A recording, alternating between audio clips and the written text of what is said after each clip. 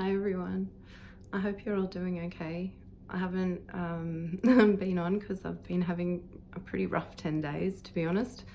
I had an experience that left me quite rattled and that I really needed to sit with and try to understand how it all came about. The message I got today during meditation I thought was just for me, but I've been shown very clearly that I need to share it because it's something that maybe not everyone, but some others are definitely going to relate to. What's happening at the moment is that a lot of us are as an analogy, needing to leave home. And what I'm being shown this means is that we're at that point where we now need to carve our own path, one that's authentic to us. And this may be very different to the one that society,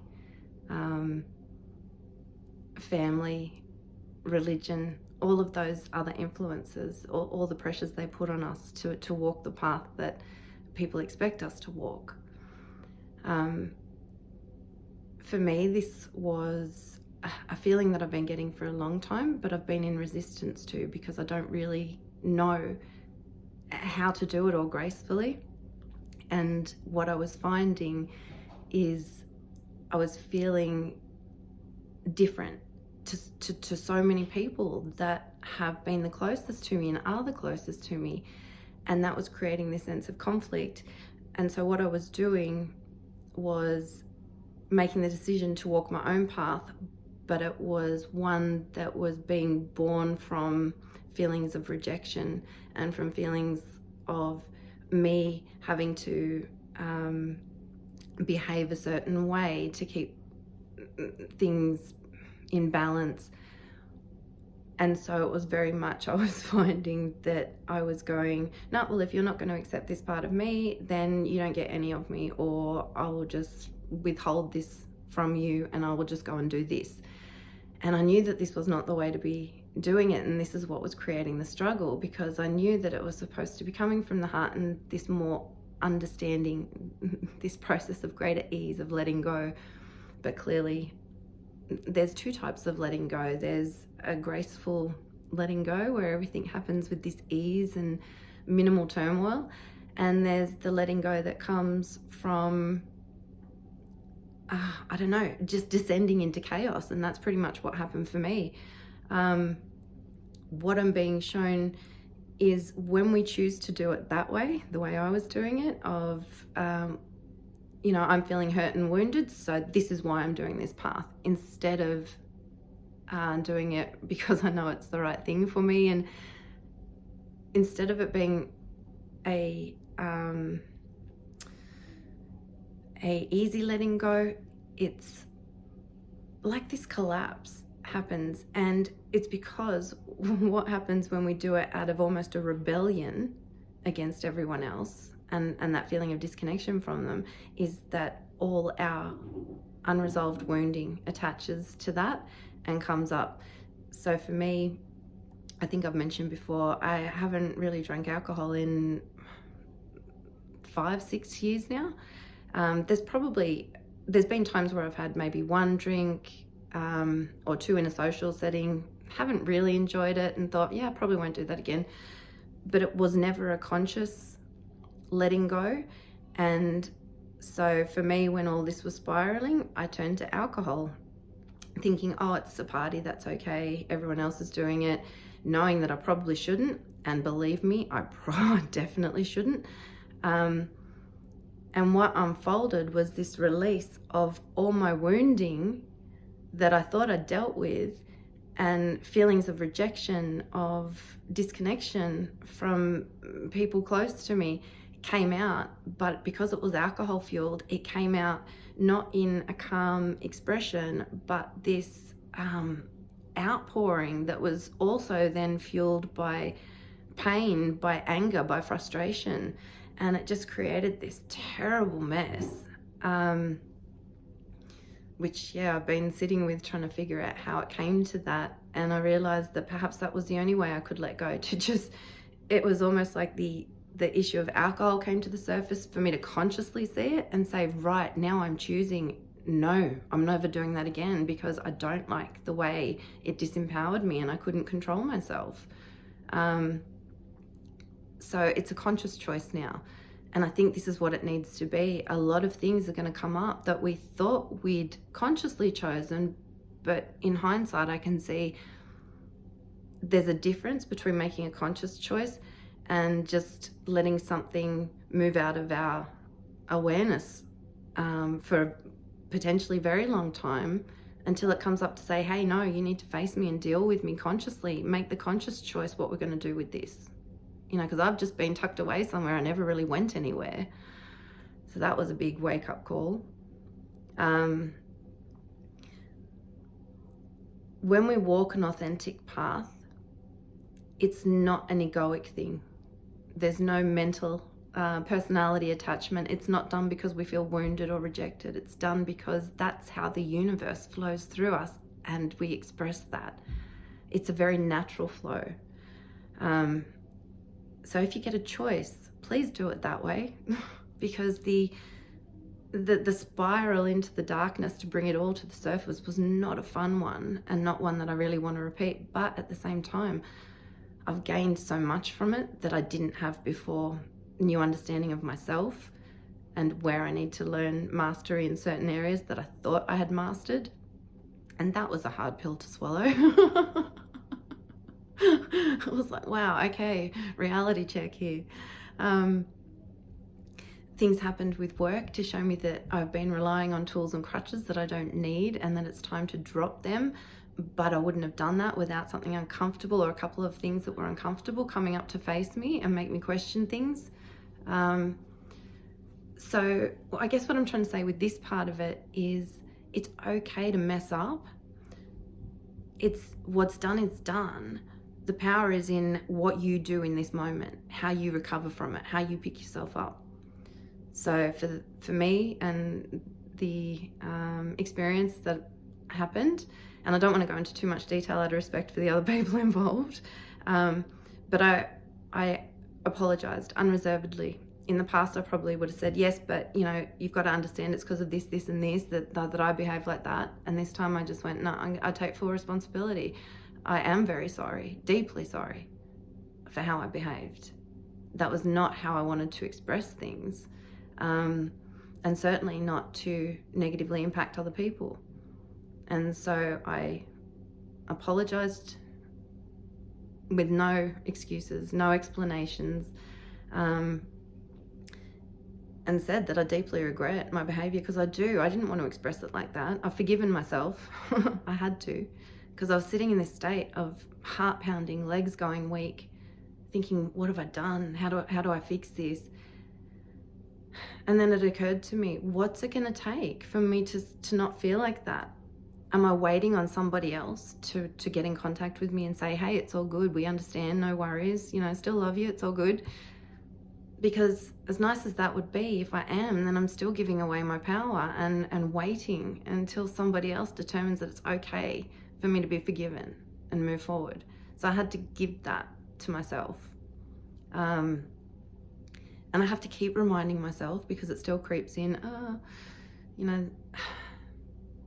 But at the same time, I'm glad that it happened, because obviously it was stuff that needed to just not be suppressed anymore. And when we try to keep it all together and do these things, at some point, it's all going to come up to be seen, because that's the whole thing. We can't hide anything anymore. We can't push it down. The harder we push it down, the harder it's going to come up to face us. I've been shown that a big part of this is through feeling we're different. And we've been so conditioned to seek acceptance, that when there's something different about us, instead of celebrating it, we try to hide it. We're ashamed of it. We don't want to be different from everybody else, but that's where our power and our beauty is, in our uniqueness. So this feeling of disconnection, of feeling different to the people around us, often results in us disconnecting and disengaging from the world. because we make these excuses why, oh, well, people don't understand me, so it's easier if I just don't interact with them. We shut ourselves off from full interaction with the world. And it's become very clear to me that while we are on an ascension journey, and to me ascension is simply the expansion of our consciousness, it's not like we're climbing ladders up different rungs. Well, in a sense it is, but it's around, like we're moving from here to here to here to here. So we are ascending, but we're also descending, because we're in the process of connecting with and drawing into our physical experience these higher aspects of ourselves. So these higher aspects of us, and when I say higher, I mean those that reside in the more expanded states of consciousness, are being brought into the physical experience. And hasn't it always been about bringing heaven to earth? So it's this beautiful rhythmic dance where, as we expand our consciousness, we connect with these more expanded aspects of ourselves, and that connection brings them in to our field. So we're both rising and descending, which I don't know why I'd never really thought about it like that before. So the key is to embrace what makes us different, because what we're in the process of is moving to not just like a integrated planetary community, but a galactic one. We're going to be taking our place eventually in the galactic community openly again. And there's going to be so much difference there. So before we can accept what's really different outside of ourselves, we have to accept what's different within ourselves and embrace it, because it's a journey of integration. So the very things that right now make us feel separate and misunderstood and foreign and alien, like we don't belong here, even our bodies feel foreign. It's not about disconnecting from all of those aspects. It's about fully embodying them and bringing those higher aspects of self to our earth experience.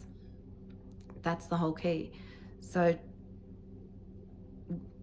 yeah, those things intertwined lead to us not fully embracing the earth experience, because it's painful, and the conditioning. So we have to try to, where possible, break free of that and be like a child that's, turning 18, 20, whatever age these days, that's now reached adulthood, and they get to choose now.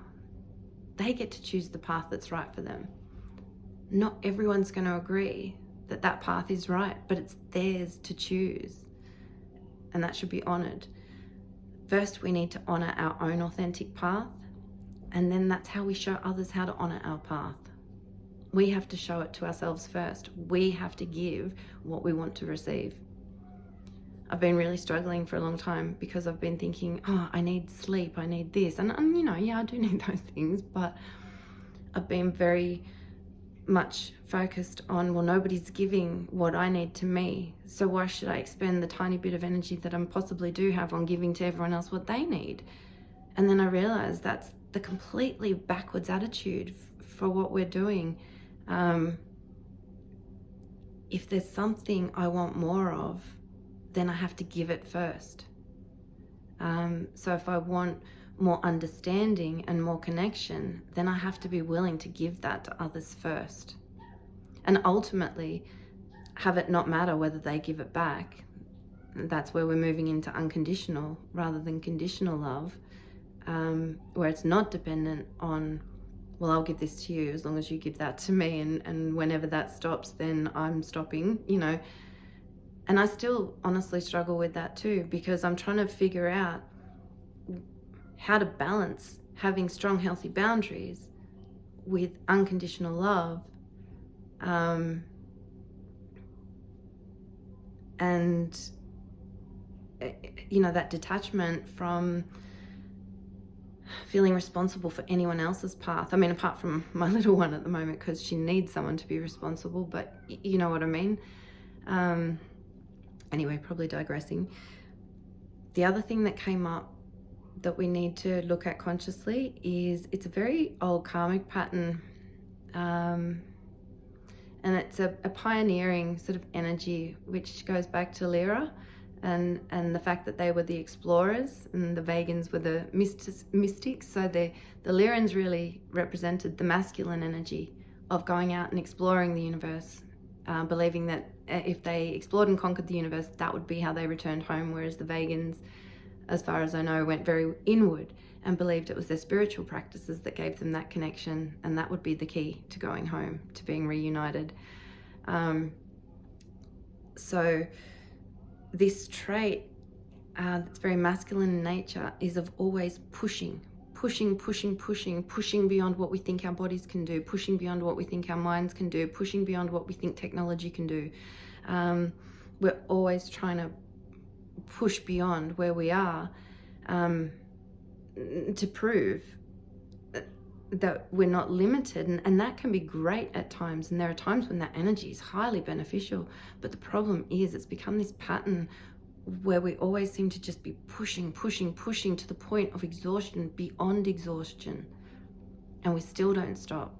And the message is, right now we need to be able to determine clearly when to push harder and when to completely let go.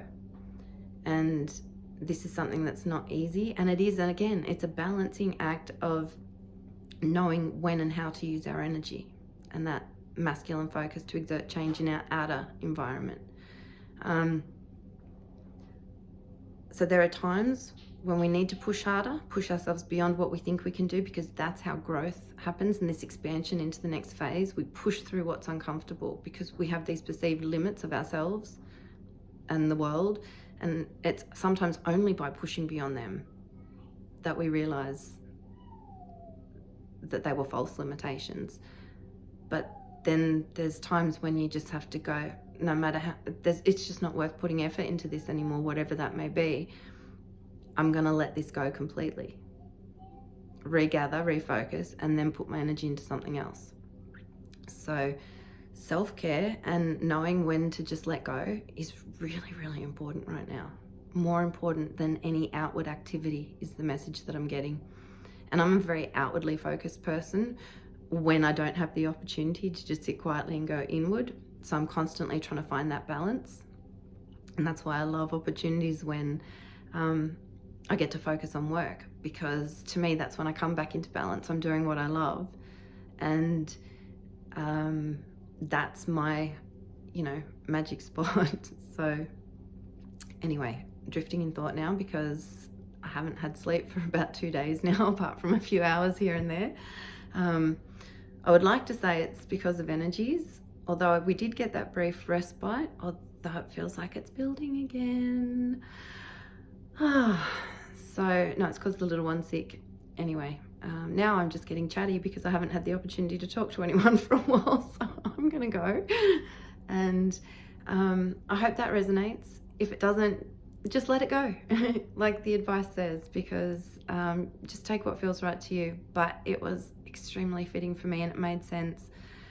What I was experiencing is all that unhealed trauma coming to the surface because I was trying to walk my own path as basically an F you to everyone else that I felt wasn't understanding me and that wasn't accepting all of me and wanting to hear or see me. And I can see now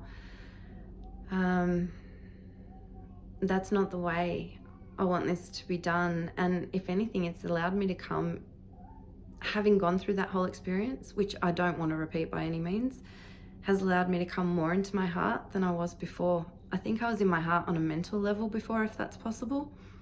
Now it's enabled me to really step into it and to have compassion for myself, but for everyone else, because nobody's meaning to make us feel disconnected. Nobody's trying to make us feel rejected or hurt.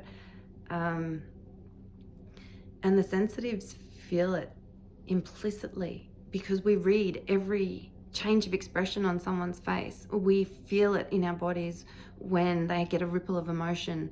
no matter what it is. And most people wouldn't even notice it, but we see it all clearly. And so when someone shuts down when you're talking to them, you see it so clearly, and it can be hurtful. And it's often not coming from a place of not caring. It's maybe a place of not understanding. So yeah, this is where accepting that we all have unique paths to walk helps us accept that if our path's unique, people aren't really going to understand it, and that's okay, because it's our path. They're not on it. They're just watching it. They're not experiencing it. And they're not seeing everything on it the way we are. So it's okay if they don't understand. It's okay if they don't understand your path. It's okay if they don't understand you, as long as you understand you. And the expression that you're putting out into the world is because it's coming from your heart and what just wants to flow through you, regardless of what anybody else says. That's soul energy expressing. It's not the personality. So there's nothing to be afraid of with it. Whatever your soul has come here to express, allow it to flow through your heart and guide you, because, you know, the soul's just the first step. Once we get that fully embedded, then we bring in the even higher aspects. So, okay, I'm going. Otherwise, I'm just going to keep talking. I can feel it. Sending you all big love. I hope some of that's helped in even just a little way. Even if it's just to know that it's okay to mess up. The power is in not what's already happened. Send love and healing to the situation. Forgiveness to yourself, others involved, and just have an open heart, be ready to move forward. It's how you handle yourself now, not what you did then, that makes all the difference. So make that choice and you take your power back. All right, take care. Sending you all biggest heart hugs and hoping that you've all been riding these waves with ease. And yeah, it's quite a journey we're all on, isn't it? Okay, really going now. Bye.